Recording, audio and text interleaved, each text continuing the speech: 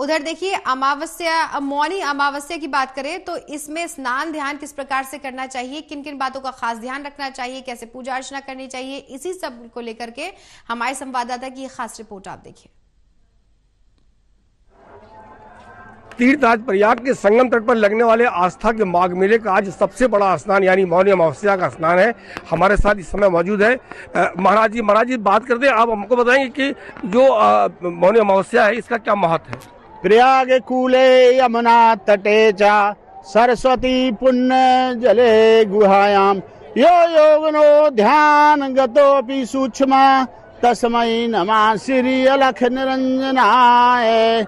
ये मौनी अमावस्या में यहाँ ध्यान करते हैं जो लोग आके संगम तट पे एक डुबकी भी लगा लेते हैं, उनके पितर मोक्ष पा जाते हैं, उनके जन्म जन्मांतर के दोष नष्ट हो जाते हैं।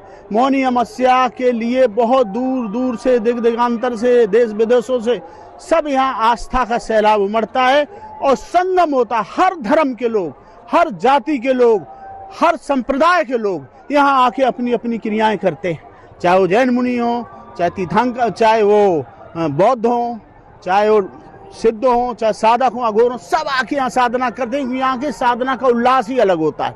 ये संगम है त्रिवेणी संगम की बिहार का मतलब ये है कि यहाँ सारे धर्म एकजुट हो जाते हैं, सारे सिद्ध एकजुट हो जाते हैं, सारे मठ एकजुट हो जाते हैं। महाराज जी आज की जो दिन है उसमें जो श्रद्धालु जो संगम पर आ रहे हैं उनको क्या क्या करना चाहिए। हाँ, ये सब सर्वप्रथम तो मौनी अमावस्या का मतलब है कि मौन रहो, मौन होकर क्रियाएं करो, किसी से अपनी वाणी का लफ्ज जो है गलत मत बोलो और शांत कर लो वाणी, आत्मा शांत रहे मौन रूप में। दूसरा ये है कि खाने पीने में शुद्धिकरण या व्रत रह के रहो या फिर जल और दूध पी के रहो। इसके बाद जब आप सुबह एकदम सूर्योदय पे 3 बजे के बाद जो ब्रह्म मुहूर्त जगेगा वो तो साधक होगा, सिद्ध होगा, लेकिन कम से कम सूर्योदय तक स्नान हो जाना चाहिए। ये नहीं कि हम जब चाह रहे 12 बजे 1 बजे। सबसे प्रथम व्यक्ति जो स्नान करने मौनी अमावस्या का जा रहा है, रेला पूरे रेला को ये नहीं कि सब सिद्ध हो जाते हैं, उसके नियम होते हैं, उसकी विधि होती है, उसका विधान होता है। पूरे ढंग से नहा, पहले यदि शौच गया तो शौच के बाद व्यक्ति को तुरंत गंगा में नहीं जाना चाहिए। शौच के बाद घर में शुद्ध भूत होना चाहिए, तब गंगा तरफ जाना चाहिए कि हम आगे मुँह तुरंत गंगा में घुस गए संगम में ना। शौच करने के बाद पहले हम घर पे शुद्धिकरण करें, हाथ पैर धोएं, गुनगुने जल से अपने को पोंछे, तब नदी पे उतरे जाएं। इसके बाद जब हम नदी पे जाते तो माँ त्रिवेणी को हम प्रणाम करें, उससे हम मांगे कि माँ हम आपकी गोद में आ रहे हैं, हम पापी हैं, धूर्त हैं, हमने जिंदगी में कुछ अच्छे कर्म नहीं किए, लेकिन माँ हमें गोद में बिठाओ, तब त्रिवेणी में उतरना चाहिए और उसका जल स्पर्श करके हैं। इसके बाद जब उतरते हैं नदी में तो हमको एक डुबकी तो अपनी लेते ही हैं, जो है जो तो सुता हो गई शरीर है। इसके बाद हमें पितरों की डुबकी, देवताओं की डुबकी, अपने गुरुओं की डुबकी, सबके नाम की हमें डुबकी संगम तट पे मौनी अमावस्या को लेनी है, जिसके नाम की उसको मिलता जाएगा वो भाग। इसके बाद नहाने के बाद जब हम निकलते हैं तो हमें तुरंत यज्ञ करना चाहिए, तिल का, जौ का, अक्षत का, क्योंकि यज्ञ हविष से देवता लोग संतुष्ट होते हैं, तो हविष करना चाहिए, यज्ञ करना चाहिए। यज्ञ के बाद हमें तुरंत दान करना चाहिए। दान में उचित पात्र को दान करना चाहिए, उचित पात्र में कार्य की सिद्धि होती है। हमने किसी को दान कर दिया, हमारे दान से जो है गलत काम कर लिया, गलत चीज खा लिया, पी लिया, तो वो दान नहीं।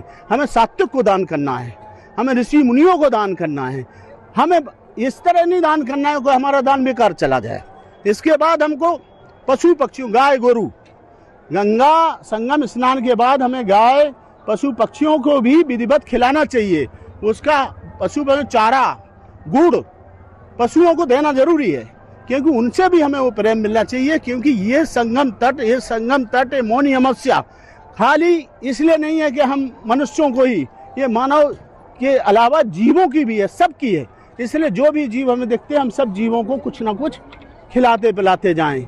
इसके बाद हम सात्विकता से पूरे दिन हम ध्यान पूजा पूरी, जब तक मौनी अमावस्या रहेगी, लगभग 24 घंटे तो रहती है ना, तो हमें 24 घंटे ये नहीं सोचना कि हमने तो नहा लिया हो गया।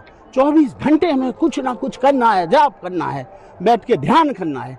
जब तक मौनी अमावस्या का सूर्य चंद्रमा एक साथ मकर पे बैठा हुआ है, जब तक महायोग बना रहा है, महामौनी योग बना रहा है, तो उस समय तक हमें एक पल एक क्षण खराब नहीं गमाना है, कुछ ना कुछ पाना है।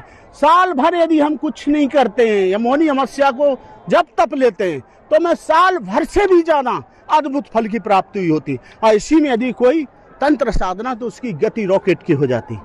यदि इसमें कोई गुप्त ध्यान करके काल भैरव का और ध्यान में जाके उग्रकाली काल भैरव का तंत्र पूजा में निहित हो जाता है, उसे मन का लोप हो जाता है, शरीर मन आत्मा एक सीध में हो जाती, जैसे ग्रहण या उस पर होता है ध्यान, मन का लोप हो जाता है चंद्र की तरह। तो उस ध्यान में जाके यदि सिद्धि करता है तो उसको सिद्धि इस क्षण पे जरूर मिलती है। वो अमृत तुल्य हो जाए। अमृत तो यहाँ अमृत का बूंद छलका मकर संक्रांति, तो इस मौनी अमावस्या इसका मतलब ये नहीं कि जल में नहा लिया अमृत। अमृत तो मन में प्राप्त होता है। जब तक हम अपनी आत्मा को ध्यान उसमें पूजा नहीं तो अमृत नहीं मिले। और अमृत का एक मतलब देवता बन जाना। यहाँ पे आके हम पूरा सीधे जो अमर होते हैं वो देवता होते हैं।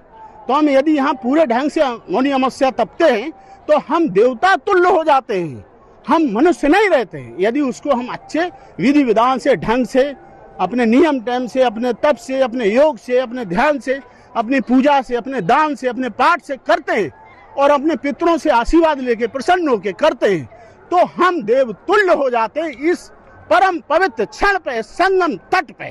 जय काल भैरव, जय महाभवानी काली। तो अभी आपने देखा महाराज ने जिस तरीके से बताया कि जो मौनी अमावस्या होती है ऐसे समय पर संगम के अंदर स्नान करने के अलावा दान पुण्य भी किया जाना चाहिए।